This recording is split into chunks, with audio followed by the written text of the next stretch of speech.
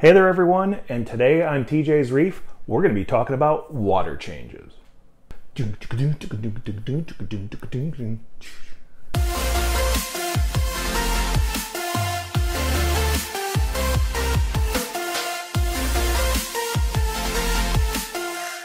Hey everyone, welcome to TJ's Reef. I'm TJ, and today we are going to be talking about water changes. And we will actually go through the process of a water change on my tank.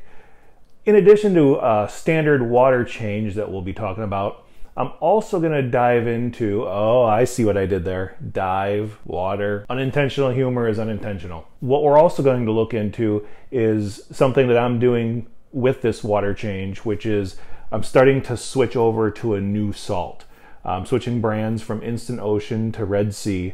And that is mostly because of some parameters that I'm trying to change. IO, Instant Ocean, has a little bit lower numbers than I prefer for some things. And the Red Sea salt moves those numbers a little bit closer to what I want. So I'll have to dose a little less, specifically alkalinity and pH.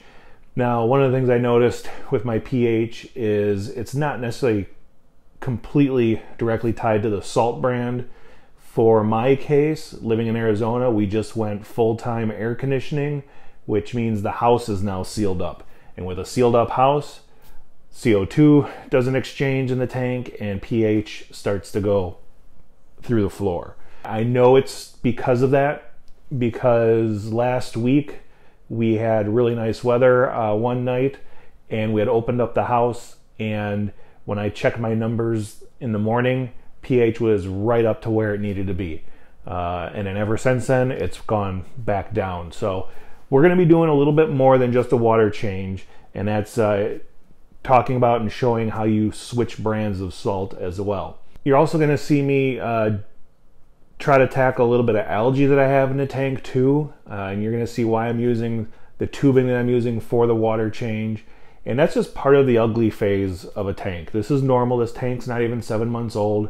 So to have a little bit of algae in there, it's really not that big of a deal. So why do people even bother with water changes? Typically it's for two reasons. One is to take bad stuff out, so your fish waste. Two is to put good things back in, such as minerals and other trace elements. For example, you have a tank with a lot of fish. Skimmer can only take so much out. Water change helps get rid of some of that other dissolved organic waste in the water column. Now, that same tank that not only has fish, but has a lot of corals, those corals are going to be taking things out of the water to build their skeleton, such as calcium, alkalinity, and they're also going to be taking other trace elements for their flesh and polyps and all the other stuff. And so that stuff needs to be put back in. So one of the easiest ways I recommend doing this is through a water change. Now there are people that, yes, do not do water changes. And you know what? That's great. Whatever works for them, good. I'm glad they're having successful tanks without doing water changes. Me, I personally do 10% water changes about every week. So that's only 4 gallons. That's easy to do with a bucket from your local hardware store, which is what we're going to show today. The typical water change is 10 to 20% every 1 to 2 weeks. Now people will do it less frequently than that, and they have their reasons, and I'm not going to say that that's better or worse. It's just whatever works for your tank. Remember, the main thing is stability, and that's what you're shooting for. So the water changes should help keep that tank stable to the parameters you're aiming for. And before we get into the water change, I'd really appreciate it if you maybe subscribe to the channel.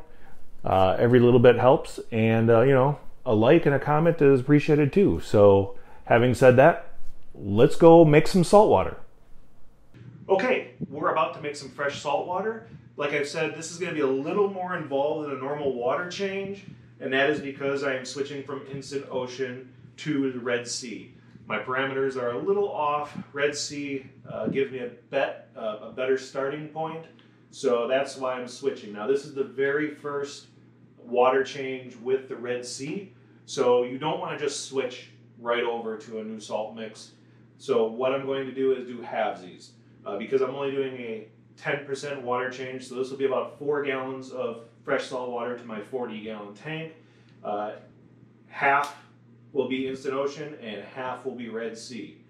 So the first thing I'm going to do is measure out my salt, and normally it's about 2 cups of salt, of instant ocean salt, for 4 gallons of water. So I am going to do 1 cup of instant ocean.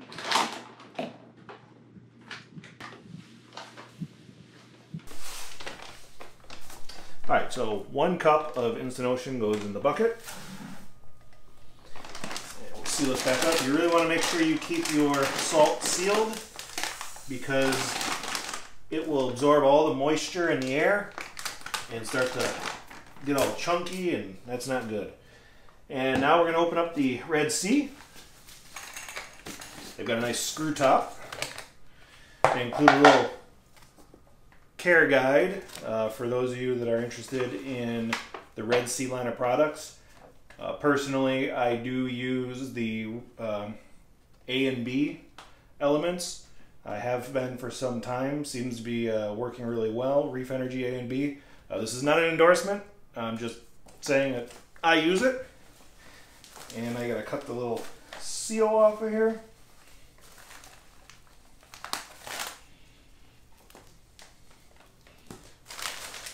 And I will add 1 cup of the Red Sea to the mix. There we go.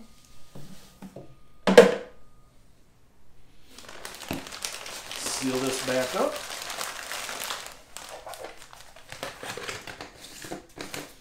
Okay, now that we've got our salt in our bucket, let's add the water. Now you may notice that I do have a pump and a heater in this bucket, but they are not plugged in. You want to make sure that you get your salt mixed in your water and at the proper salinity before you turn on the heat. So I will turn on the pump, obviously, once I get the water in there, but I will not turn on the heater. So get your salt, get your water, get it mixed and to the level you want, then heat it to the temperature that you want. So let's go ahead and add in our 4 gallons of water.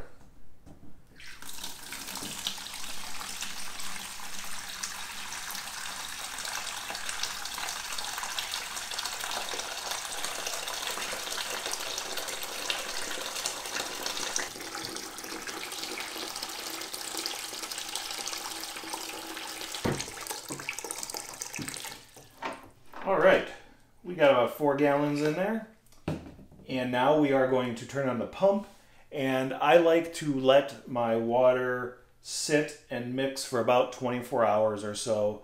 So once I plug this in, I'll move it out to the side. I will let it mix. Once I see that it's cleared up and I don't see any salt on the bottom, I will start testing it for salinity levels.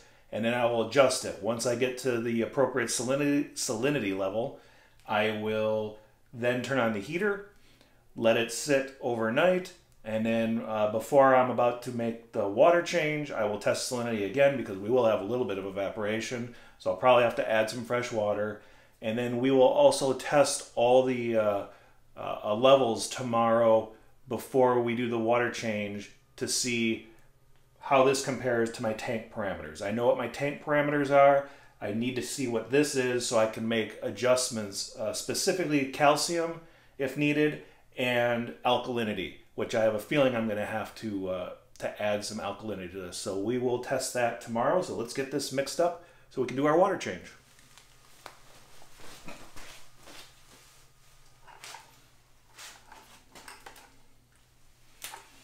Now I got to figure out which cord is the pump. This one, there it is. You did it, TJ. Yay.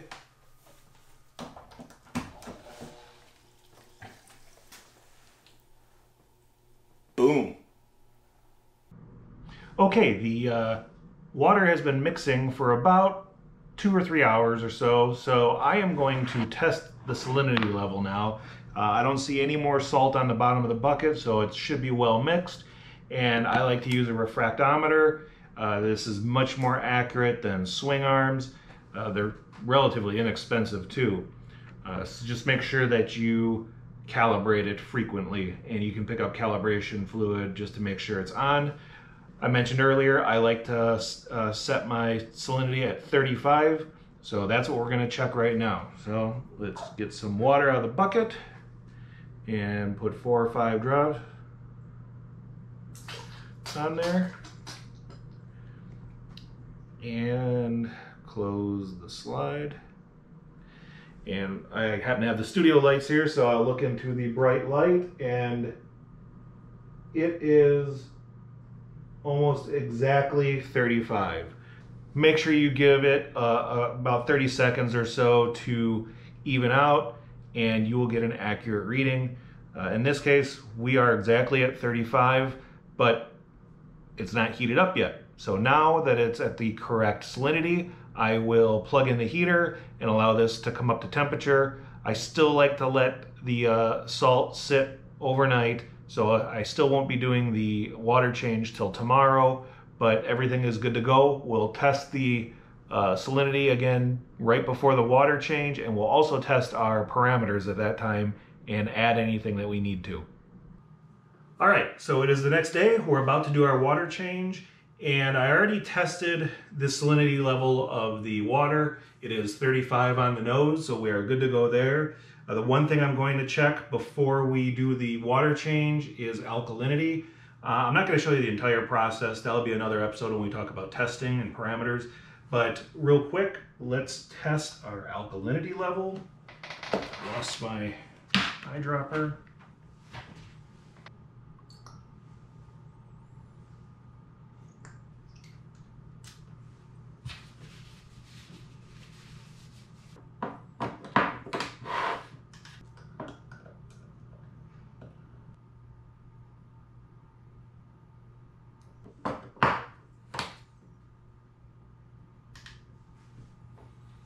Okay, and our alkalinity of this is, wow, 9 on the nose. So I don't have to add any alkalinity because that's what I like to keep my tank at.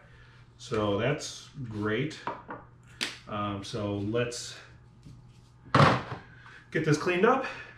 Take this bucket of the new water into the other room by the tank, along with our hose line and our dirty water bucket. All right. Oh my God, I just choked on the spit.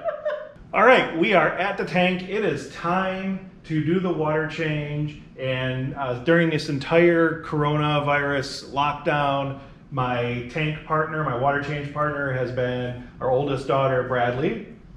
And she's been a real good trooper about it. So we are going to do a couple of things that we don't normally do in our water change. First is we're using a much smaller diameter hose. What's the diameter on that? What does it say? 1/4 inch. 1/4 inch inside diameter. So it's much smaller than we normally use, and that's because we're finishing up with one of the ugly stages of the tank, which is some algae. This rock down here, ignore it. It's an outlier. Actually, I'm going to be pulling it out and breaking it up, getting rid of the algae, putting the GSPs kind of on their own island.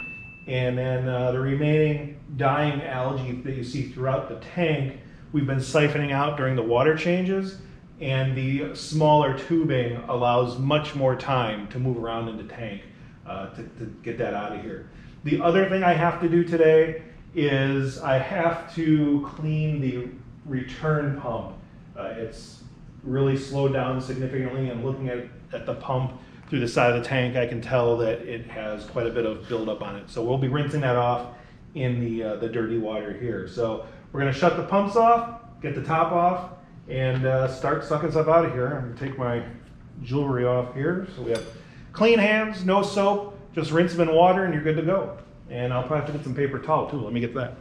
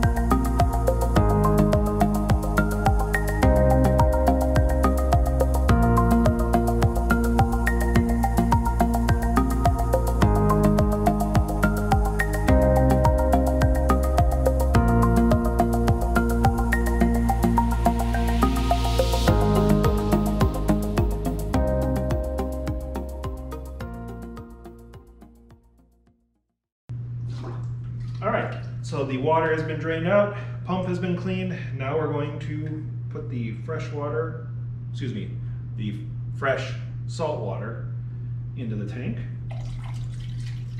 I like to do it with a measuring cup instead of just like picking up a bucket and dumping it all in and creating a giant cloud and sand going everywhere. It's a little bit more controlled.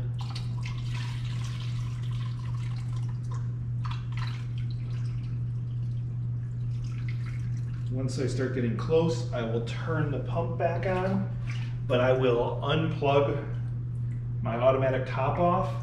If I don't, and my water level is too low, it'll just start pumping fresh water in, and I don't want to do that. So I'm going to turn the pumps back on, unplug the ATO. ATO is unplugged. And pumps are back on.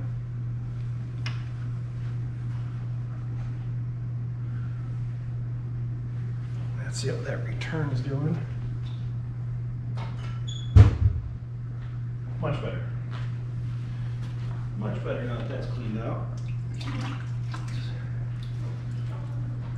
Finish topping this off. So it appears that we've done the first water change with the new salt mix, or the salt mixture, and we are good to go. So successful water change. I'm going to give that a boom. Well, that's going to wrap it up for another edition of TJ's Reef. I hope this episode on water changes was informative, and maybe you picked up a tip or a trick or something that's going to help you be successful with your tank. Hey, thanks for stopping by my reef. Happy reefing, everyone. Hey, Brick, how do we do this week? Oh, that good, huh? Thanks.